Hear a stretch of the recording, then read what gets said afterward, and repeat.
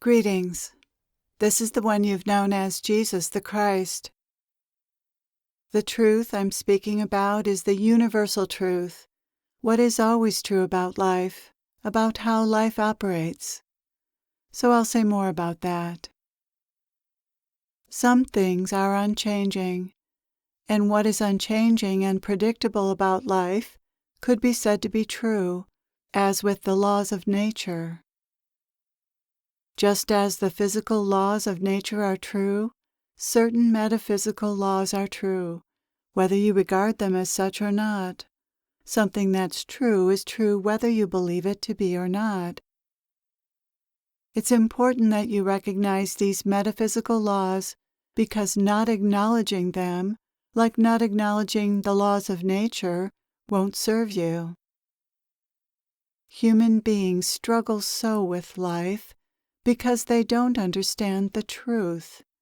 They don't understand the metaphysical laws that govern life, how life operates, what life is about, and what life is up to.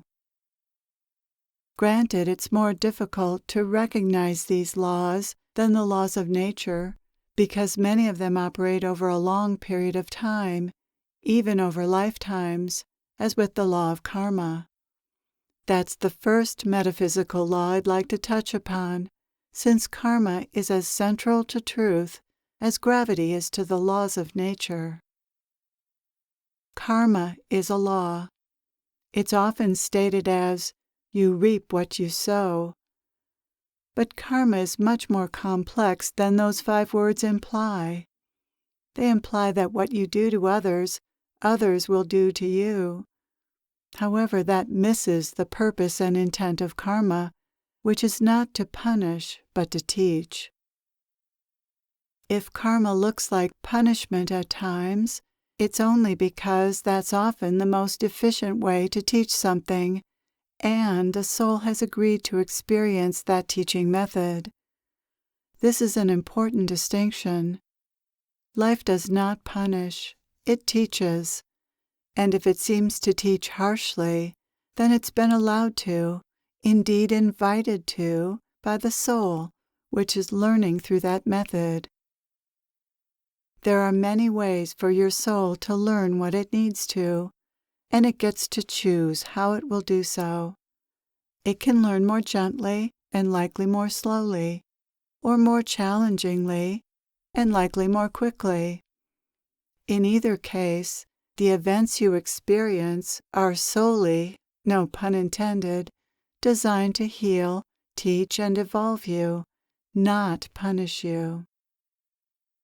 Punishment is actually not a very effective teacher. It may teach people not to do something, but at a great cost to their spiritual progress and ability to love themselves, to love life, and to love others, which is the ultimate lesson. Those who receive punishment are full of shame or anger and resentment, and this is a hell they must learn to release themselves from. Because punishment leads to further ego entrenchment and misery, it's ultimately counterproductive to spiritual progress. Punishment is the ego's way to remedy crimes and mistakes, and humanity has yet to recognize its ineffectiveness. Punishment perpetuates pain and negativity and does nothing to heal it. All crimes, mistakes, and suffering are caused by the ego, so the solution is not to entrench people further into their egos by punishing them, but to give them what might help them see that they're not the ego. Love is what heals and brings people out of the egoic state of consciousness, and nothing else. Love, acceptance, kindness, compassion, and attention. These are the balms that heal. It's true that you reap what you sow, in this lifetime or another. Often the result of what you sow is immediate. You're unkind to someone, and they're unkind back. At other times, the result is more long-term. You eat too much sugar year after year, and you become diabetic. and some results aren't met until another lifetime. You treat the poor badly, and you're born into poverty in your next lifetime. What may seem at times like punishment from a karmic standpoint is often simply the best possible way to teach what needs to be learned, and often what needs to be learned is compassion. For that, walking in someone else's shoes is often the remedy. Each of you has had many, many lifetimes that were designed to teach compassion by walking in someone else's shoes. For example, if you lied, cheated, or defrauded someone, being on the receiving end of this at some point or in another lifetime may be the best possible way to instill the compassion needed to prevent this from happening again. When this is the case, your soul will design the circumstances carefully and supply you with the resources and people you need to help you learn from that experience. Every soul has many lifetimes in which they behaved badly and then reaped the consequences of that. This is unavoidable in the overwhelming experience of one's early lifetimes. There's no way to avoid learning through hard knocks in this school of life, which brings us to another metaphysical law.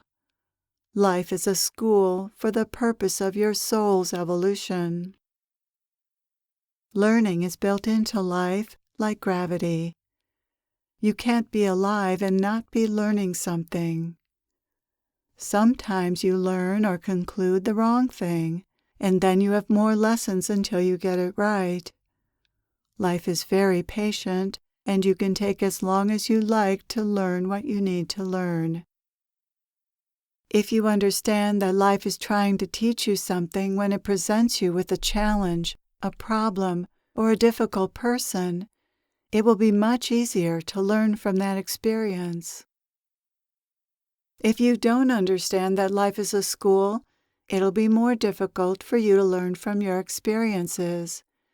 You'll feel victimized by life, ashamed to have failed, angry, or just confused.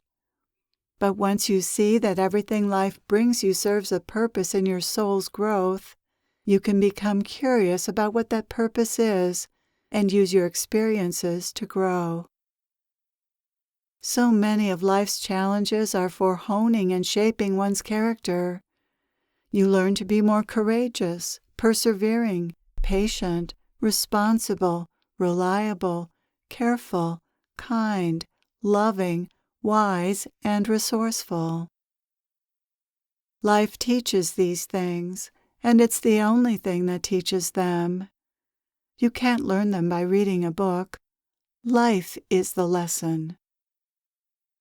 You can learn these things either willingly or unwillingly, either quickly or slowly. If you're unwilling, learning these things will take longer, but eventually everyone does become more courageous, persevering, patient, responsible, reliable, careful, kind, loving, wise, and resourceful as a result of living many, many lifetimes. Karma works through others and through life's circumstances designed by your soul for you. Others are your teachers by how they respond to what you do and say. They give you instant feedback about how your words and deeds have affected them, which is an opportunity to learn to speak or act in ways that will produce better results. This doesn't mean you should go around trying to please everyone, although that doesn't hurt, as long as you please yourself as well, that is, follow your own heart in how you live your life. But when you treat others well, they'll treat you well. Your relationships make the law of karma abundantly clear. How you treat others matters, not just to them, but to your experience of them and your experience of life. You can create a positive experience of life for yourself or a negative one. It's truly up to you, depending on how you are with others. This matters not only to their well-being, but also to your own. Eventually, you learn to treat others well because it feels good to, which brings us to another metaphysical law. I will call this the law of love. Love is what gives birth to life, sustains it, and guides it. Love is behind all of it. A loving hand, not a judgmental or cruel hand, is behind life. This is one of those laws that may be difficult to see if you take the ego's point of view. The ego thinks that life is scary and cruel, but the ego is projecting its own fear and cruelty onto life. The ego is what makes life scary and cruel, not life itself. Life is kind, life is beautiful, life is benevolent and wise, but the ego is not. It creates the havoc, the confusion, the conflict, the negative feelings, the limitation, and the fears that make up the human condition, the human dilemma. How difficult it is to be a human being. But it's only because you have an ego that this is so. Without an ego, you'd be deeply in love with life, and all you would see is love and benevolence in life's grand design. Which brings us to another law. There is a design. Life is purposeful, designed, and guided by higher forces. As with the other metaphysical laws, this one is not so obvious, but there are lots of clues nonetheless. If you believe that life is purposeful, designed, and guided, you'll begin to see that it is. But if you see through the ego's eyes, life will seem random, unfair, chaotic, and capricious. But it isn't. Your life is purposeful and divinely guided. You are designed the way you are for a reason. You've been given a personality, a physical body, an appearance, circumstances, a family, genetics, and drives that provide the lessons you need and support the life purpose you've come to Earth to fulfill. You are a unique expression of God, and God loves you and created you to be exactly as you are. There is an intelligence behind life, and this intelligence is benevolent. Call it God or whatever you will. This is another law, since this intelligence is unwaveringly benevolent and wise. Imagine what intelligence is necessary to create all that exists and have it function so beautifully as an intricate whole, with each piece interdependent and intertwined with every other piece of creation. In truth, there are no pieces, but oneness operating as different forms, with all forms essentially connected to each other by virtue of being made of the same stuff, consciousness. Intelligence is a good word to describe the Creator, because all you can see and know of the Creator is the result of this intelligence.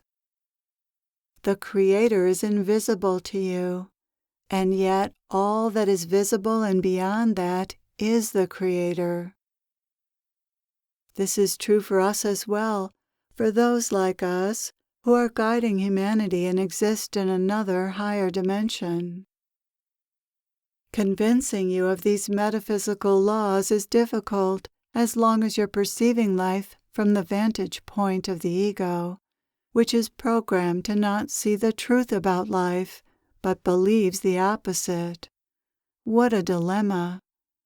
But that is the challenge you've been given, that God, masquerading as you, has given Himself herself.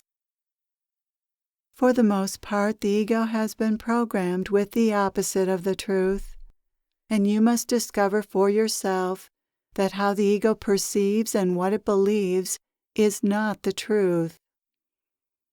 But programming is not so easy to see through, especially when everyone around you has the same programming, the same misperceptions and misunderstandings.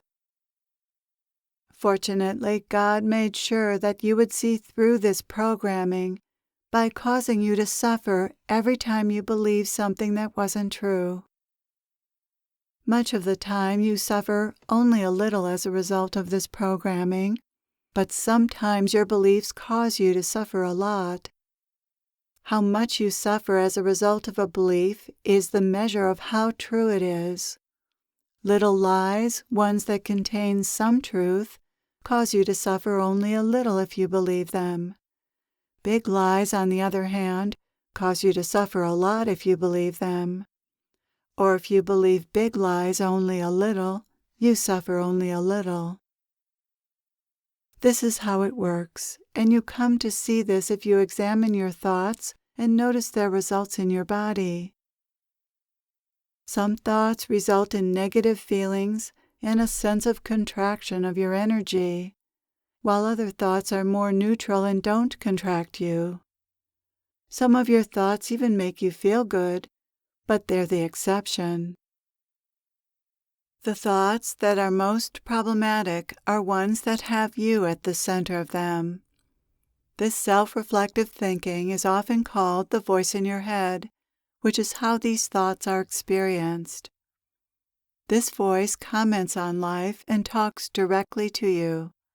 It passes judgments, warns you of potential difficulties, reminds you of your to-do list, admonishes you, hurries you, chats with you like a friend, scares and shames you, tells you how to do things, evaluates how you're doing, and gives you advice. These thoughts show up in your mind and seem like your own voice or thoughts, or the voice of someone else who's conversing with you. This voice is the ego's voice dressed up in various guises, none of them what they seem. The advice isn't necessarily wise, the judgments aren't useful, the fears are made up, the conversation is vapid, the beliefs and opinions aren't necessarily based on facts, and the assumptions are often imaginations. The voice in your head, which is also called the egoic mind, is an irrational aspect of your mind that has nothing to do with your intellect or with rational thinking.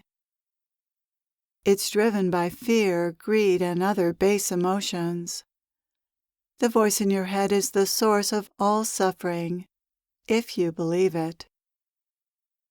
The ego and the voice in your head aren't going away anytime soon, and they don't have to. It isn't necessary to get rid of the ego, which is impossible, but to dethrone it. The ego has usurped the true master, the divine self, your true self. Progress on the spiritual path is about regaining mastery from the ego. Who is this you who can gain mastery over the ego? There's something else here, isn't there? That is who you really are. That is your divine self. Thank you for your openness. Thank you for being here. I am with you always.